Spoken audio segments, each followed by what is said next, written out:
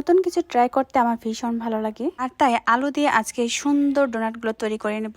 এতদিন তো শুধু আলুর চপই খেয়েছি, কিন্তু আজকে ভিন্নভাবে কিছু ট্রাই করব। তো সবার প্রথমে আমি এখানে বিস্কুট দিয়ে নিলাম ব্রেড গামস করার জন্য। যেহেতু আমার বাসায় পাউরুটি নাই, আর এখানে আমি চিন্তা করলাম যে কিছু একটা দিয়ে অবশ্যই আমাকে করতে হবে। ব্লেন্ডার করে নিচ্ছি, আর এখানে একটা গ্রেটার মেশিন দিয়ে আমি এখানে আলুগুলোকে গ্রেট করে নিচ্ছি। এবার দিয়ে দিব পেঁয়াজ কুচি, শুকনা মরিচের গুঁড়া, আপনারা এখানে চাইলে কাঁচা মরিচও দিতে পারেন, স্বাদ মতো লবণ, দিয়ে দিবে একটা ম্যাজিক ম্যাগি মশলা। এবার সবগুলো উপকরণ দেওয়া শেষ হয়ে গেলে এখন সুন্দর করে হাত দিয়ে এগুলো মিক্স করে নিব। হ্যাঁ, এখানে আমি ভিডিওতে দেখাতে ভুলে গিয়েছিলাম, একটু সামান্য সরিষার তেলও দিয়ে দিবেন। একটা শক্ত বেটার তৈরি করার জন্য দিয়ে দিব ময়দা, আপনারা চাইলে চালের গুঁড়া দিতে পারেন, চালের গুঁড়া দিলে বেশি মচমচে হয়। এবার একটা বাটিতে ডিম নিয়ে নিব, এবার একটা কাঁটা চামচ দিয়ে ভালো মতো ডিমটাকে ফেটিয়ে নিব। এবার ডোনাট গুলো তৈরি করে নেওয়ার পালা। এবার আমি অল্প করে আলু হাতে নিয়ে সুন্দর করে গোল শেপ করে নিব। অবশ্যই ডোনাট গুলো তৈরি করার আগে হাতে তেল লাগিয়ে নেবেন, তা না হলে কিন্তু হাতে লেগে যাবে আর শেপটাও সুন্দর আসবে না। এবার মাঝখান দিয়ে একটা সুন্দর করে ফুটো করে দিব এন্ড গোল গোল করে এটা রাউন্ড করে দিচ্ছি।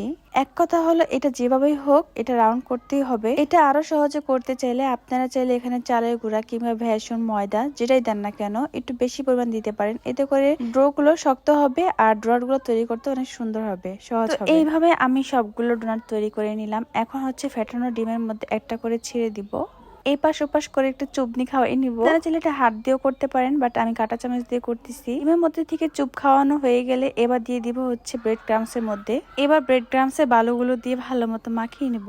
অবশ্যই লক্ষ্য রাখতে হবে এটা যেন সব জায়গায় প্রবেশ করতে পারে, তা না হলে ভাজার পরে কিন্তু এটা আলুটা বের হয়ে যাবে, ডোনাটের আসল রূপ বের হয়ে যাবে। তো এই ধরনের খাবারগুলো কিন্তু আপনারা বাসায় ট্রাই করতে পারেন আপনাদের বেবির জন্য। বিশেষ করে যাদের ছোট বেবি আছে তারা কিন্তু এই ধরনের খাবারগুলো খুবই পছন্দ করে থাকে, আর এটা করতেও খুব টাইম কম লাগে। আপনারা চাইলে এগুলো অনেকগুলো তৈরি করে ডিপ ফ্রোজিং করতে পারেন, এতে করে আপনারা যখন ইচ্ছে তখন এগুলাকে ফ্রিজ থেকে বের করে তখনই ভেজে নিতে পারেন। যাই হোক, আমি এখানে বালু দিয়ে সবগুলো ডোনাট চুবিয়ে নিচ্ছি, দেন তারপর আস্তে আস্তে তেলের মধ্যে ছেড়ে দিব।